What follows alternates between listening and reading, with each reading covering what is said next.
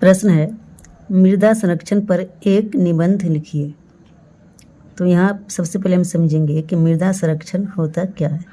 तो मृदा का अर्थ होता है मिट्टी, और संरक्षण मतलब हो गया, समझिए कि सुरक्षा करना। तो मिट्टी की सुरक्षा कैसे की जा सकती है, इसके बारे में हम आज पढ़ेंगे। तो इसका आंसर हो जाएगा, मृदा के कटाव को रोकना ही मृदा संरक्षण कहलाता है।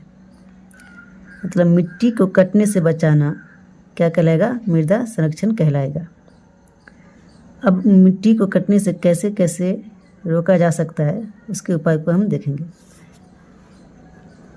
तो दिया हुआ है, मृदा संरक्षण के विभिन्न तरीके हो सकते हैं। सबसे पहला है, फसल चक्रण द्वारा मृदा के पोषणीय स्तर को बरकरार रखा जा सकता है और मृदा संरक्षण को बढ़ावा दिया जा सकता है। मिट्टी के कटाव को रोकना तो मृदा संरक्षण कहलाता ही है। इसके साथ साथ मिट्टी की गुणवत्ता बनाए रखना भी मृदा संरक्षण के अंतर्गत आता है।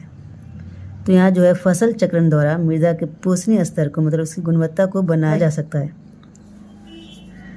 अब यहाँ समझेंगे हम कि फसल चक्रण होता क्या है। तो एक ही खेत में फसलों को अदल बदल कर लगाना फसल चक्रण कहलाता है। जैसे मान लीजिए कि सबसे पहले उसी खेत में किसी ने धान उगाया, धान काटने के बाद वो उसी खेत में दलहन फसल लगा दे, उसके बाद कोई तिलहन फसल लगा दे। मतलब एक ही खेत में फसल को अदल बदल कर लगाने को क्या बोलेंगे, फसल चक्रण। इससे क्या होगा, मिट्टी की जो उर्वरता क्षमता है, पोषणीय स्तर है, वो बनी रहेगी और मिट्टी बंजर नहीं होगी। दूसरा है, पहाड़ी क्षेत्रों में समुच्चय कृषि द्वारा मृदा संरक्षण को बढ़ावा दिया जा सकता है। और जो पहाड़ी इलाका होता है, वहाँ की मिट्टी जो होती है वो ढलान होती है, मतलब ऊपर से नीचे की ओर आई हुई होती है। वैसे में समुच्चय कृषि की जाती है ताकि मिट्टी का कटाव ना हो और मृदा संरक्षण बना रहे। तो यहाँ हम समझेंगे कि समुच्चय कृषि होती क्या है। तो जो ढलान जगह होता है, वहाँ पे सीढ़ीनुमा खेती की जाती है, उसे बोलते हैं समुच्चय कृषि। मतलब सीढ़ी बना बना कर खेती किया जाता है, जिससे बारिश होने पर वहाँ पे पानी भी जमा हो जाता है और मिट्टी का कटाव भी नहीं होता है और फसल भी अच्छी होती है। इसलिए पहाड़ी क्षेत्र में समुच्चय कृषि की जाती है। तीसरा है, पवन अपर्दन वाले क्षेत्रों में पट्टिका कृषि द्वारा मृदा संरक्षण किया जा सकता है। अब यहाँ जानेंगे कि पवन अपर्दन क्या होता है और पट्टिका कृषि क्या होती है और इससे मृदा का संरक्षण कैसे होता है। तो पवन मतलब होता है हवा, वायु। अपर्दन मतलब होता है कटना, मतलब हवा के द्वारा जो मिट्टी कटती है उसे बोलते हैं पवन अपर्दन। जब तेज़ हवा चलती है तो वो क्या करती है, अपने साथ मिट्टी को भी उड़ा देती है, एक जगह से दूसरी जगह ले जाती है, तो जिसे हम बोलते हैं पवन अपर्दन।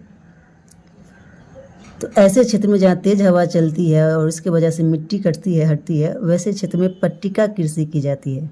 तो पट्टिका कृषि मतलब हो गया, कोई एक खेत है, उसके बीच बीच में घास की पट्टी उगाने को बोलते हैं पट्टिका कृषि। तो उस खेत में बीच बीच में घास की पट्टी उगाई जाती है, उसके बाद उसके अंदर खेती की जाती है। घास की पट्टी इसलिए उगाई जाती है कि जो घास का जड़ होता है वो मिट्टी को पकड़ के रखता है और उसे वहाँ से कटने नहीं देता, हवा के द्वारा उसे उड़ाया नहीं जा सकता है।